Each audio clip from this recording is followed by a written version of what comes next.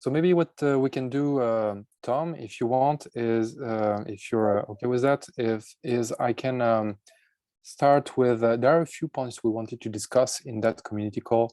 So maybe what we can do is I'll just list them quickly.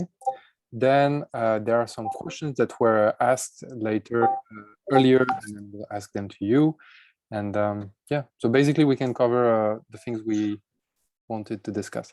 So before we start, we wanted to mention 2 events that we will have in the coming weeks, months, and that are of interest to you. Oh, Brian, you have your mic open. Yes, thank you. Better that way. So we wanted to mention a few events. So first, tomorrow we'll be presenting at ZK Hack, which is a podcast community that does workshops on ZK things, right? And we animate one workshop tomorrow where we will present StarkNet and how to write smart contracts on StarkNet. So if it's something that is of interest to you, make sure to attend. It's free, and it's going to be very interesting. And it's going to be presented by Ariel. I'm not sure if Ariel is here. Maybe, but Ariel, yes, Ariel is here. Ariel is Feed the Fed on Discord, and he is able to answer very deep questions. So if you have specific questions, you can ask him. Okay, so so that's the event side, right? Now, what we want to discuss today is first, this is our first community call. So the main objective is for us to organize this community. The main question we have is it useful to this kind of calls? What kind of content do you expect for this kind of calls? And more broadly, for the community, what kind of tools do you think would be beneficial in order to propose StarkNet? So actually, in the community call before, like the warm-up, let's say we had an hour ago, 2 points were interesting and came up. The first one is that somebody said, is the Discord the only place to post documentation discussion? I'd love something like Ethereum's dev forum, as the way Discord is, and my time zone, I do feel I miss out on things, and yada, yada, yada. And so basically what we discussed is that Discord is great for live discussion. It's not great for archiving stuff. And a lot of time, half of the question we have is when token. The other half of this one is question that were already asked before. So if we manage to keep these answers somewhere, it will be a much easier way for you to get support and to get your answers. And to that objective, we're setting up a discourse platform, which is the same software that is used by Ethereum dev community. We're in the process of setting it up and putting more content into it, which is an important step for it to live properly. We aim at having it public in the next few weeks. We'll have a first period where we will onboard people who are interested in helping producing content before. So if you are, please notify us, and we'll add you gladly. The second topic that came up is that a lot of person were asking if we were looking for contributions outside of dev. So like translation to other language, people saying, yeah, we want translation to Russian, documentation, announcements, tutorials into different languages. Other people say it would be great to have different label for people in Discord. So right now there's only admin, moderator, and dev, and they asked if we could add something like developer, moderator, early bird, contributor, like translation, arts, or helping moderate, or just member. Another idea was an ambassador program, which would would help with shilling, community building, and stuff like that. Some people offer to contribute with drawing, translation, and things like that. So I think there's a point we need to address where people who are not devs and not technical would like to contribute. And some people seem to suggest that gamifying that would be a fun thing. So food for thought, it's something. If you guys have any ideas of how this could work, don't hesitate and post it on the Discord, sorry, and then we'll talk about it. So that's for the community part. More broadly, if you have suggestions or ideas in how we can help you make this community more efficient or help you better, that would be great. Yeah, and so that was the first part. The second part we wanted to discuss was that we released last week actually, 2 documents. One was the roadmap written by Tom, and the other one was the glossary, which was written by Tom and Lior. We wanted to know if some of you had taken time to read through it, and if you had questions, because if you had questions, well, you can ask them to Tom. He's here and ready to answer. So I don't know if some people have questions. You can write them in the chat. Other than that, I'm just going to assume that the documentation and the glossary are perfect and we don't need to change anything. But I think that's a bit of a big assumption. So don't hesitate and tell us if something is not clear. Okay, so I'll leave you time to answer questions. We can always come back to there. And in the meanwhile, I've been talking for a while, so now I'm going to let Louis and Tom talk a bit. There were questions about specific projects. So the first, I categorized them in two categories. So one is concepts and the other one is project. So the first concept people were curious about was dAMM, D-A-M-M. And I think, Louis, you're the one who wrote the blog post about it. So if you can talk a bit about it.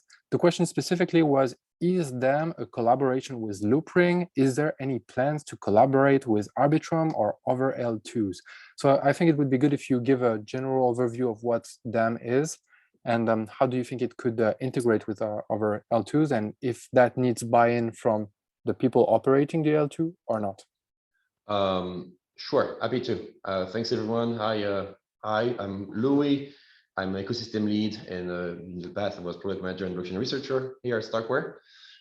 So about dAMM. So dAMM was an idea that came out after we wrote Caspian that changed into dAMM afterwards. And the question was how bridge L1, L2 liquidity for dAMM. And so we went on to go to various entities, including Loopring, to discuss if there was room for collab. And so when we were talking with them, Bert basically offered an awesome suggestion, which became the final post, showing how you can have 2 L2s sharing the same liquidity pool. And we ended up co-writing this design and posting it both on the blog post and on if research. So if you want to look at how, for instance, the mechanism to guarantee rebalancing works, you can obviously go on if research on the Brechtman, well being the CTO of Loopring. So at the moment, there is no effort to implement this multiple L2 IMM. And there is various people that came to ask about the design. There was more detail and stuff. Let's be clear, it's open to grab. If you want to build something like this, collaboration with between like doing an IMM between Loopring. I mean, Loopring would be a bit hard, but between StarkNet and a sidechain, or StarkNet with an optimistic rollup. I mean, with an OZK rollup would be great. Optimistic rollup in this context are a bit hard to manage because of the time window, like the 7 days time window, and you kind of need efficient finality. But if you have enough liquidity for fast withdrawal, you could also make it happen. Not sure they would be very practical, but it would still be possible. So to summarize it, there is no plan at the moment, but we are looking for teams to build it and happy to discuss it on Discord if you are interested. Thank you, Louis. So I sent you the questions over Slack, so if you want to take a look before you send them on the chat, I think. No? Yeah, sure, I can do that too. So the second question was, any ETA roadmap for account abstraction? Oh, hey, I heard you mention that Arjun was working with you on something. Could you talk about that again? I wasn't able to hear it. So anyway, can you talk a bit about account abstractions, the challenges revolving around it? What, I mean, I think for most people, account abstraction is a fuzzy topic. So if you can talk briefly about what account abstraction is and what we are doing with Argent in that regard, that would be great, please. Sure. So you can see behind me the latest discussion on account abstraction. But very briefly, account abstraction means abstracting. So basically, in Ethereum, you have two types of accounts. One is a regular contract, and another one is an externally owned account. And basically, externally owned account means that some parts of the management of the account of the user are being handled by the protocol. For example, how do you verify a signature authenticating the transaction? How do you verify nonce, and how you pay fees? Now, on one hand, since it is handled by the protocol, it is very well defined and there are a lot of benefits. But on the other hand, it defines only one way of interacting with the network and only one way for managing your account.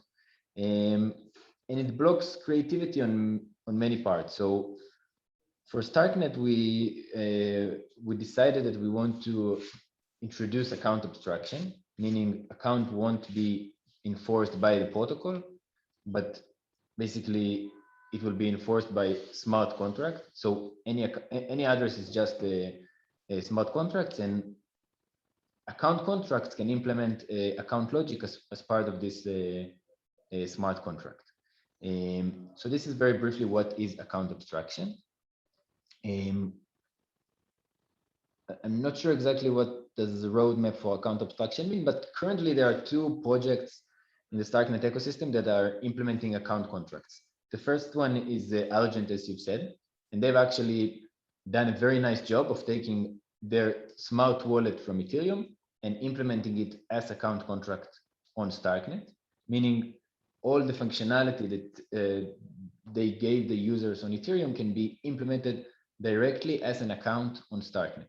And I can send the link to the repo later in the chat, but they plan to release the first wallet that allow users to interact with StarkNet through this account contract, and hopefully very soon, like very soon. Okay, so this is Argent. The other team that are working on implementing account contracts are OpenZeppelin, and I'm sure a lot of you have read Martin or Marto. He's very active on the Discord, and he's really great. And they also implemented like a basic account contract that re-implement all the functionality of accounts on Ethereum. I hope that answers the questions. Do you have anything to add? I mean, on my side, that was clear. Oh, sorry. Go ahead. I can add one more thing. We also have Taurus, who already implemented key management without wallet yet, and who is going to use the OpenZeppelin the new version to create a tutorial showing how you can use Taurus Lab to make an account on StarkNet using Google Connect or Facebook Connect or any sort of Web2 Connect that you're familiar with. So that's pretty exciting. And obviously, we are reaching out to a lot of wallets to make sure that they are ready for all the new concepts that involve around StarkNet.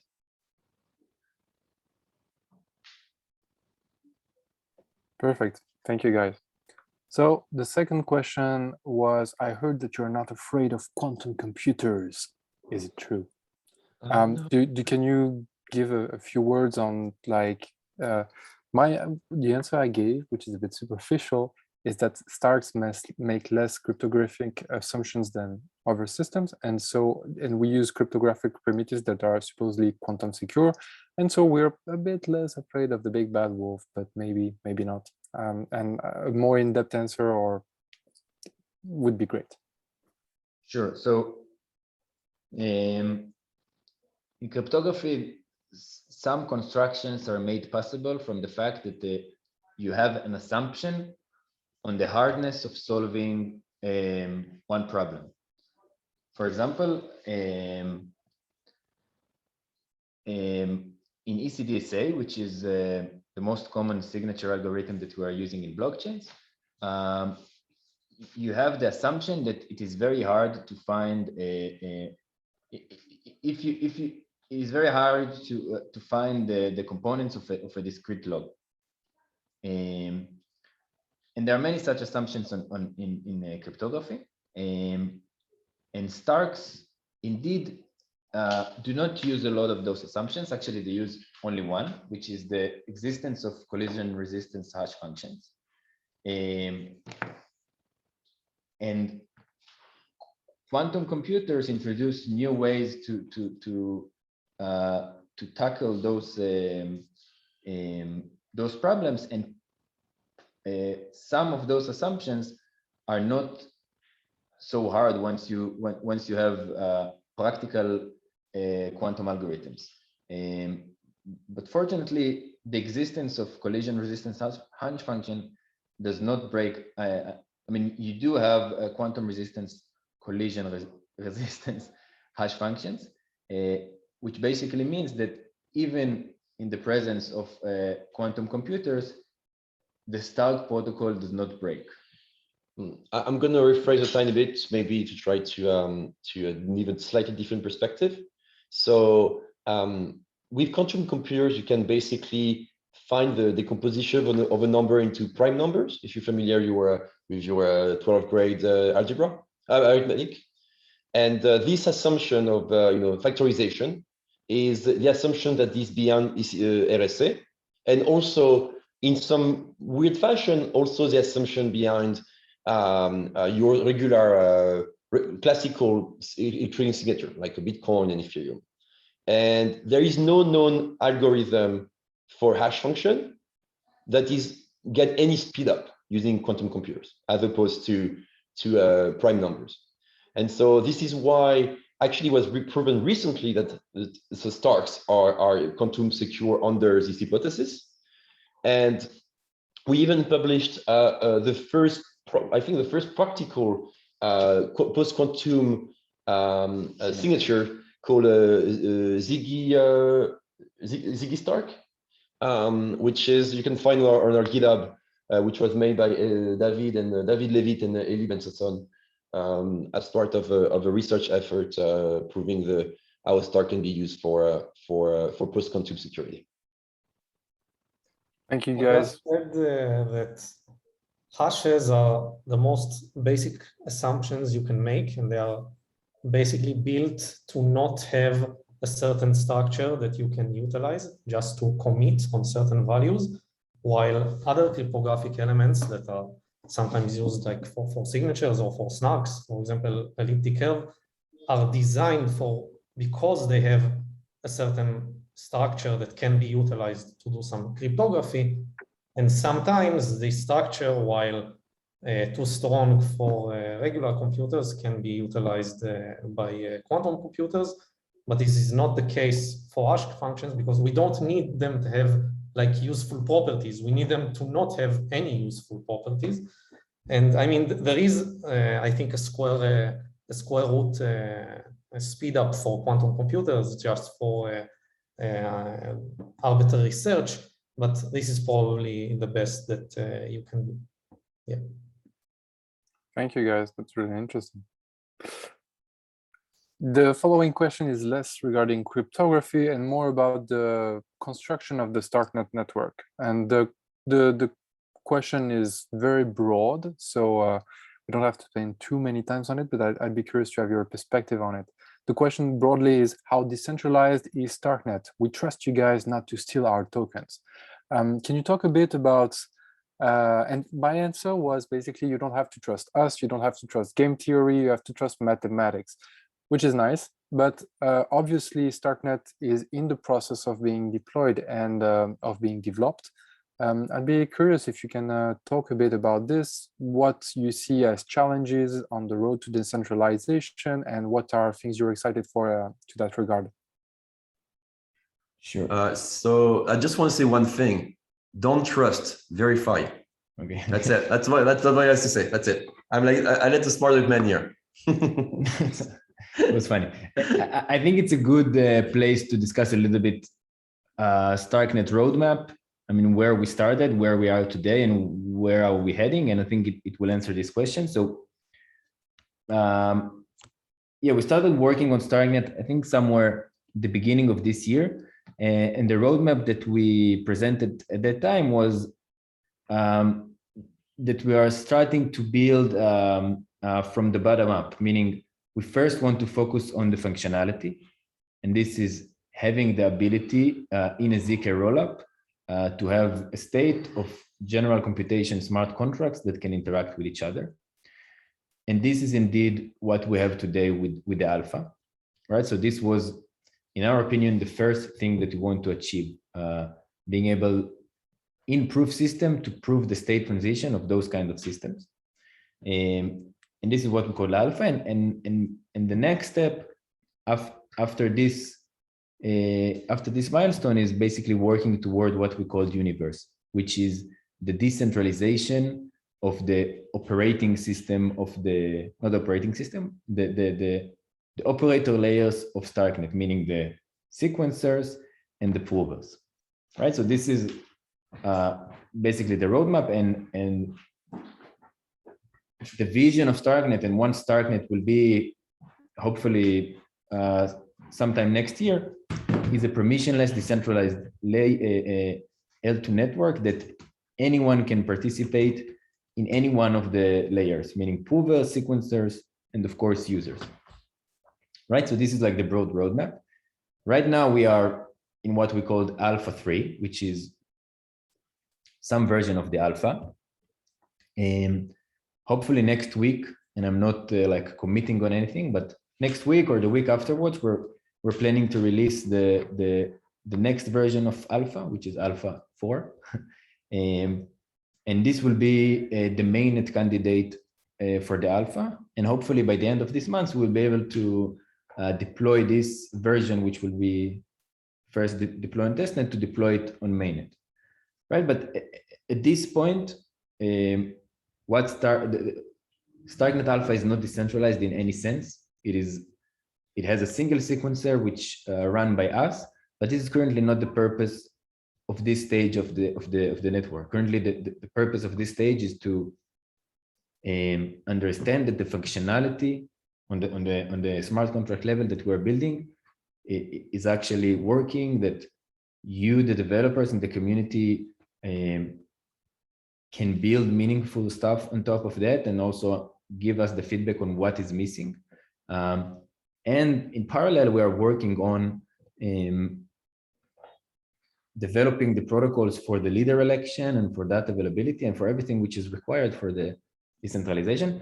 And actually, Henri mentioned in the beginning that we are opening the discourse. So we're already posting some of our thoughts on what protocols we can use for the leader election on the discourse in order to start this discussion and to hear more thoughts and feedback on those ideas. Yeah, so to make long story short, it is not decentralized, it will be decentralized. Thank you, Tom. That's interesting. Cool. So we have finished the concepts question we've had so far. And now I grouped the remaining questions in the project section, which were more questions about specific projects that are happening on StarkNet. One of these was asking about, tell us about your collaboration with Tally. Louis, can you talk a bit about it, please? Sure.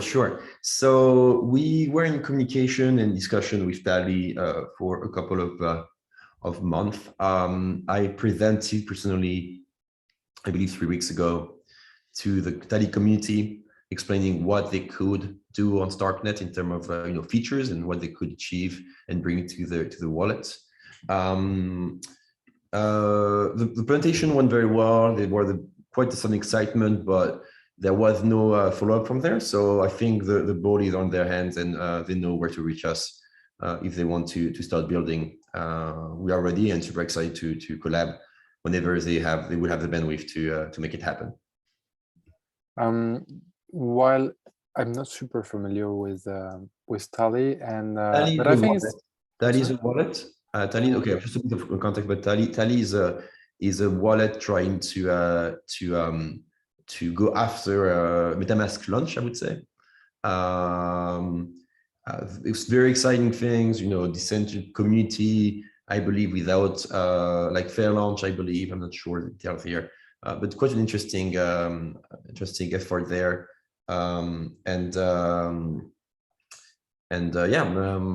But we are still, you know, I believe their roadmap is is full, so we are just waiting for them to reach back. Wonderful. I will have to drop out now, so I thank you, all of you guys and gals.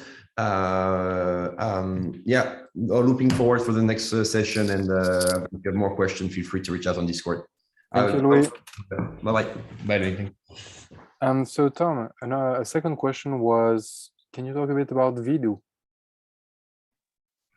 Sure. Okay, VeeDo is I think it was like a mini project that we did last year. We hoped it will get more traction, but it didn't. But basically, it's an implementation based on Stark proof of VDF. VDF is a verifiable delay function, which basically allows the verified to ensure that the I would say the prover or the I don't know, someone who did the work worked for some minimal amount of time. So for example, I want to make sure that Henry did a computation for at least 10 minutes. Then the construction of VDF allows me very efficiently to verify that this is what happened. And VeeDo is, so I mean, VDF is desirable in many protocols. So for example, ETH 2.0, I think part of its roadmap is to, at some point, to introduce VDF into the randomness selection of the validators in the proof of stake protocol. And they choose to use some other implementation of VDF. But basically, and VeeDo is a different implementation. Yeah, currently it's not part of StarkNet because it requires at least very basically to add a built-in that allows the efficient computation of VeeDo, because otherwise it is just very expensive. But it might be added in the future. Yeah. Thank you, Tom. I'll use this opportunity to explain a bit what a built-in is. So I don't know if some of you are, I mean, I think probably a bunch of you are smart contract developers and have started trying to develop smart contracts on StarkNet. Built-ins are, okay, so please don't shout, guys. Huh? It's a simplification, but it's basically a module you can import in your smart contract code that will do some operations for you instead of you having to write the functions to do it, and they will do it much more efficiently than if you had to write them yourself. And we're currently in the process of writing a bunch of built-ins in order to have some functions that you do in your contracts today manually go faster and to make it easier for integration for you. Okay, and then there was a question about is the Solidity compiler for Cairo already running? So the question was basically regarding Warp, which is not a compiler, it's transpilers, which will enable you to have Solidity code written in Solidity transpiled to Cairo that can be executed on StarkNet. So the state with Warp today is that they are able to transpile some contracts, and they have announced last week that they're able to have 2 contracts transpile and communicate with each other, which is composability, which is one huge step towards having a general transpiler for Solidity on Cairo. We'll let Tom add something if he wants to. I just wanted to mention that while the transpiler will be very useful if you have ready to go Solidity code that you don't really care about the optimization and you want to deploy it on StarkNet, it will help. But bear in mind that Cairo will bring you a lot more efficiency, and you'll be able to write programs that are basically much more efficient, and you probably will be able to do more stuff with Cairo than with vanilla Solidity code. So you're here early. Use your time and use your lead to learn Cairo, because once all is said and done, the most efficient and fastest smart contract will be the one that will be the cheapest and will be the one that will have most usage. So you might as well want to learn Cairo right now. But Tom, if you want to add something about Warp and its state today. I think you stated it very, very well. Great. You can always check the repo. It has the latest version, and yeah. Okay, so we saw there were a few more questions in chat. We're going to address those, and then I have something else I wanted to add. So the question was, is there an option to somehow send early followers of Discord an NFT or something? So somebody suggested doing a POAP for community calls. Why not? Let's see. I'm not sure how easy it is to make. If one of you want to make it, please do. The following question is, can we add a further project question? I'm interested in Definity and direct integration from ECP into ETH. They've said that smart contracts on ETH will be able to interact. Has there been any interest from StarkNet side on collaborating with Definity? So Tom, is StarkNet working on Definity integration or not particularly? Not at the moment. Question answered. Okay, so we've spent 35 minutes here, which is all right. I don't want to take too much of your time. I was wondering if maybe like in a few minutes you guys can also give a few words about Snapshot, the project we presented with Snapshot. So if you want more details, we actually presented it a few weeks ago in Lisbon at the Daoist platform conference. So you can have more details about exactly what it is we're doing. But if you guys can give a few words about what is interesting in Snapshots, that would be great. Was the question to me? Oh, I don't know, or Ariel, maybe. Ariel, are you familiar with the project, and can you talk about it, or you prefer sending the ball to Tom? Okay, so first of all, it's still in development. I don't have a concrete date on when will the first version will be deployed and used. But basically, StarkVote is the perfect example on compressing computation and verifying in only succinct proof on Ethereum. So,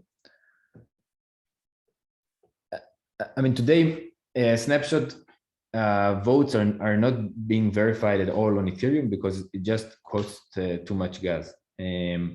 So a snapshot vote is basically just a signature that is sent off-chain, that is compiled off-chain and offered as proof.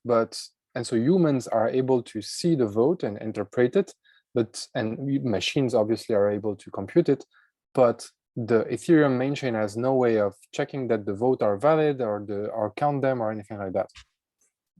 Yeah, so StarkVote is basically having a contract on StarkNet that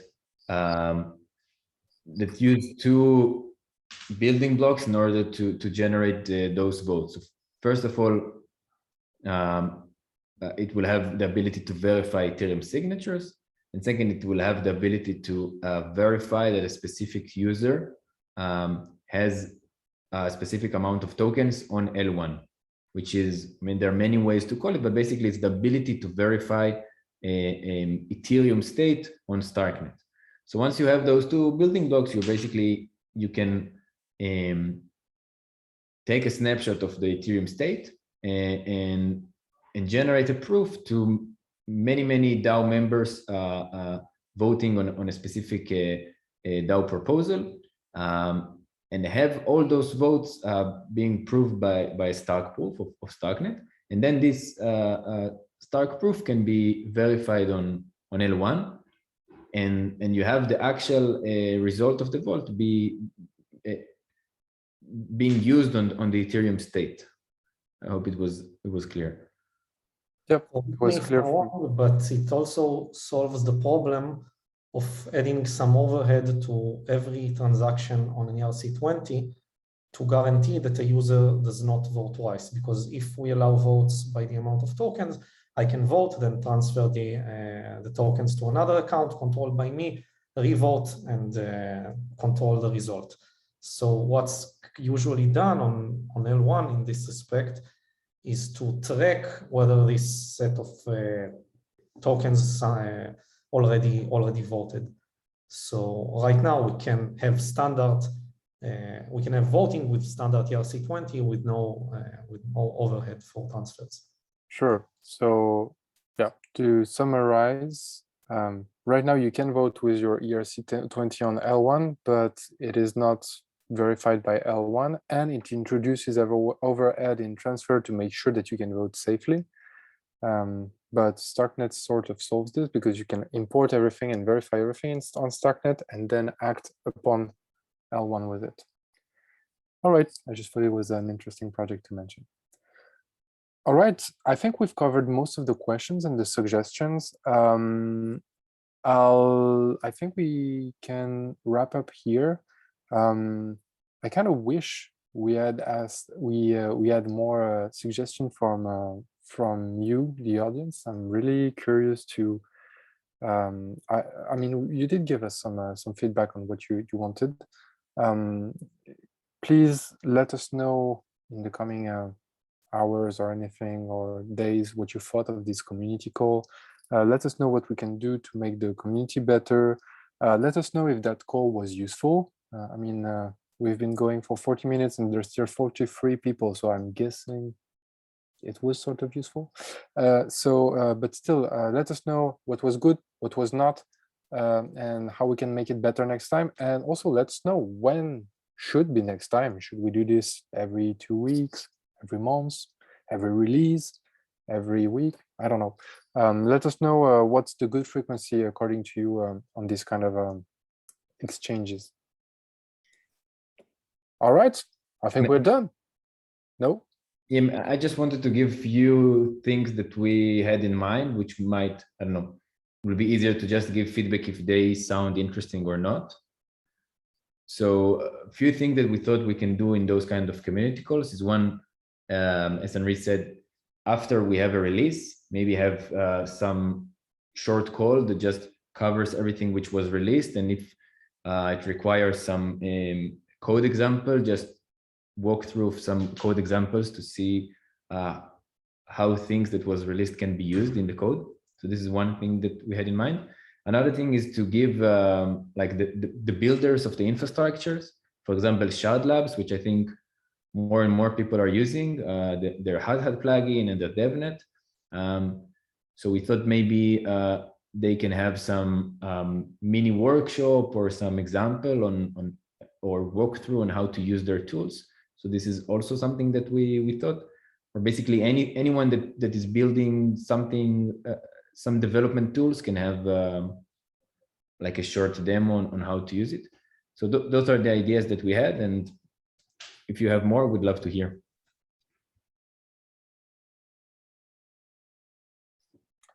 Great. Wonderful. Okay, so we already have Shard Labs lined up for next time presenting. This is great. So we recorded the call. I think what would be good is if we put it on YouTube or somewhere, and we edit it so that you can have timestamps per questions. That way, you know how in some videos, there's the question and you get the timestamp. I think it would be good to have that because it will help people move along, because we treated actually questions from a fairly high level to a deep technical cryptographic level, which I think is great. That way people will be able to follow more closely. All right, that's a wrap. You're mute, Tom. Yeah. Thanks, everyone. Thank you, everyone. Oh. Have a good day. Bye bye.